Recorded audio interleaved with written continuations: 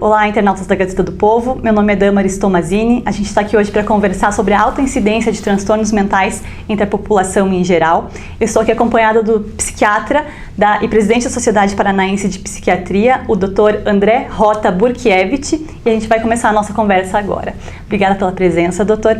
Então eu queria saber, a gente tem uma projeção aí da Organização Mundial de Saúde que diz que em 2020, a depressão vai ser a segunda maior causa de incapacitação. Hoje ela é a quarta. Por que esse tipo de transtorno está aumentando, Existem vários fatores que estão influenciando nessa parte. Primeiro, a gente teve uma melhora durante os últimos anos nos critérios de diagnóstico. Exames, avaliações, escalas que nos ajudam a fazer um diagnóstico mais apurado e com isso, casos que antes não eram considerados ou tratados em que existia um prejuízo para esse paciente, hoje a gente já consegue avaliar e conseguir diagnosticar o quadro depressivo e com isso tratar de uma forma mais precoce.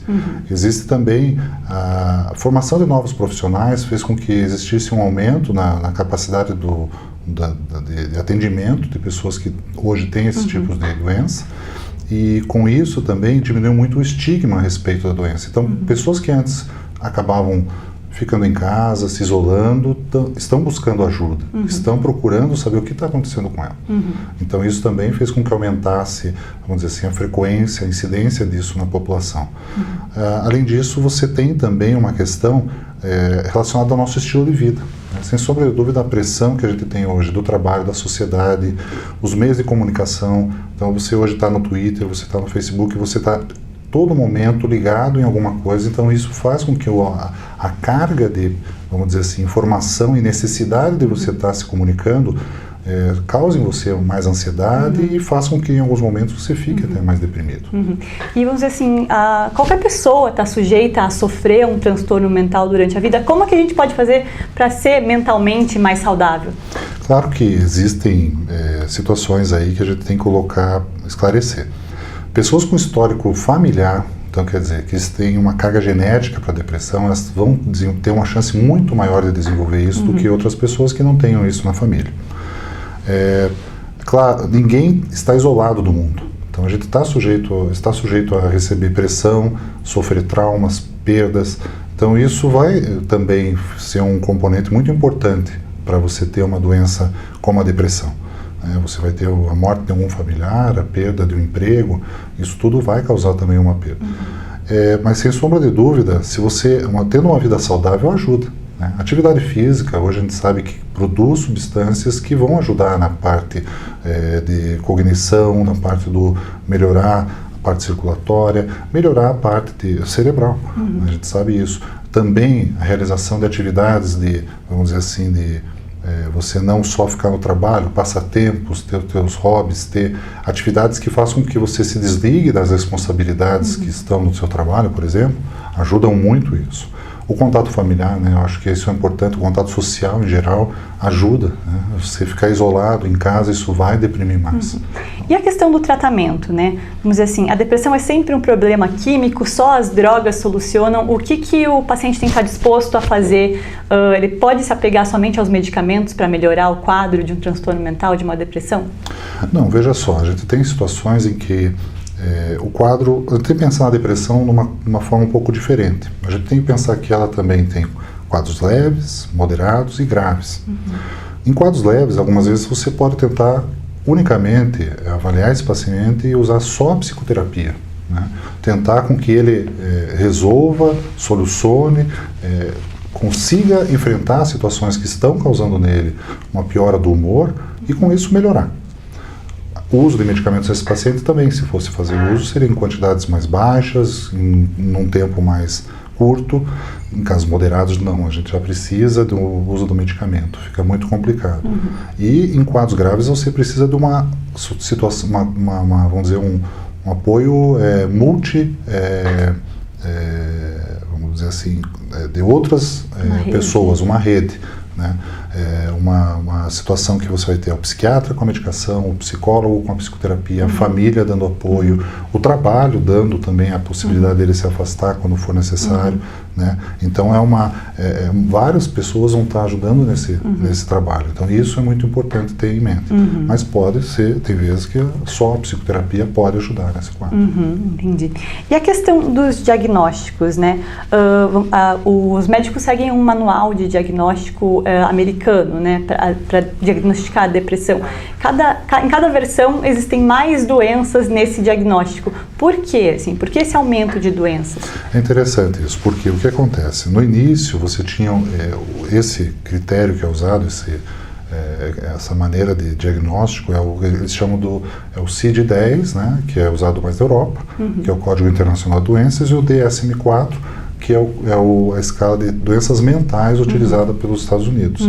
Então eles têm critérios diferentes, tanto é que você tem diferenças entre os dois, existem trabalhos que mostram as diferenças que tem aí, levam em consideração a questão cultural. Em alguns países até um ponto de tristeza não é considerado depressão, em outros quadros leves já são considerados depressivos mais significativos, e isso faz com que aumente por um lado, a incidência da doença, mas também ela faz com que a gente tenha uma qualidade melhor no diagnóstico. Então ele serve de alguma forma para que a gente consiga, de um lado, diminuir essa categorização e fazer com que o diagnóstico seja mais personalizado, relacionado àquele grupo mais específico. Porém, isso causa, infelizmente, amplia muito o número de pacientes que vão entrar nesse diagnóstico, nesse critério, e causa alguns desvios, alguns viés que a gente vê hoje na informação das pessoas, passado para eles em alguns momentos, causa até um espanto quando vê um aumento tão grande da incidência, que as pessoas se impressionam um pouco com isso, mas a gente sabe que tem o porquê ter esse diagnóstico mais apurado. Tem necessidade disso também. E quão complicado é tentar encaixar um paciente com transtorno mental ou um depressivo em categorias, né? Vamos dizer assim. É difícil. Isso é depressão, aquilo não é depressão. Ele tem muitos critérios, é difícil de fazer isso. Então, um paciente depressivo, ele pode ter um transtorno depressivo, mas ele pode ter também um transtorno depressivo bipolar, então ele vai ter momentos de depressão e outros de euforia, né? Ou ele pode ser um distímico, em que ele tem um quadro de depressão mais leve. É muito difícil para nós a gente ter que rotular esse paciente, mas isso serve muito para também auxiliar a gente na linha de tratamento. Se a gente tem do paciente uma ideia da doença que ele tem, o uso do medicamento vai ser mais apropriado. Né? Então a gente tem também protocolos para serem seguidos. Então, em quadros depressivos leves, tais medicamentos são melhores. Quadros graves, tais medicamentos são melhores. Na questão da bipolaridade é a mesma coisa. Então, a categorizar isso também serve para auxiliar na maneira da gente buscar sempre uma mesma linha de tratamento e não ficar uma coisa muito solta, em que cada um faz o seu tratamento e muitas vezes daí não segue um protocolo, não segue o que a gente tem hoje na ciência, o que é estabelecido por trabalhos sérios por centros de psiquiatria. E antigamente, né, perguntando assim, as pessoas sofriam de transtornos mentais tanto quanto hoje ou era subnotificado? Como é que era essa questão? Sofriam, na minha opinião, existia assim a frequência, ela teve um aumento, claro, em relação ao estilo de vida, todos os problemas que nós passamos. Hoje em dia é muito diferente do que a gente tinha no passado, mas o que acontecia é que existia uma subnotificação.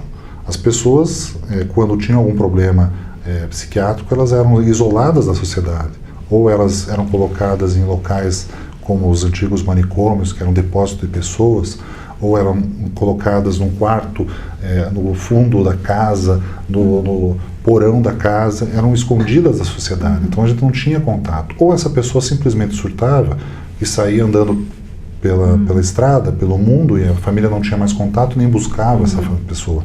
E não eram diagnosticadas. Então a gente tinha também uma subnotificação naquela época. Então a incidência está aumentando, mas não é nessa velocidade que se coloca, né? Então não dá para dizer, por exemplo, que hoje em dia a nossa mente está sob pressão. Isso é um certo exagero? Ou... Eu acho que existe sim uma pressão maior, mas não o resultado não é tão grande quanto se fala, certo?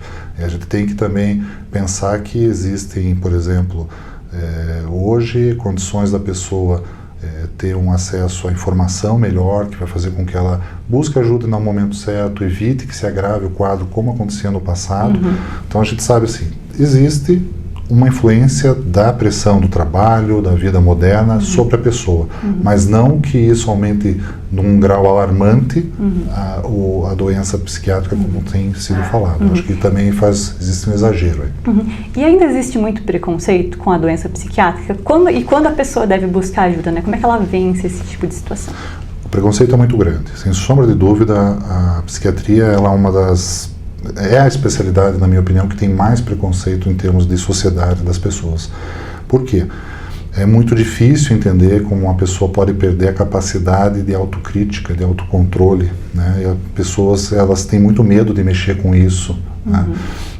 Antigamente era muito maior o preconceito. Essas pessoas eram isoladas da sociedade. Hoje não. Hoje elas têm uma condição de buscar ajuda, tanto é que aumenta a notificação em função disso. Você tem mais profissionais e mais as pessoas buscam ajuda porque elas veem que alguém pode ajudá-las. O que a gente tem que observar também é que, além dessa questão do preconceito, a gente tem que levar em consideração que tem evoluído muito a psiquiatria.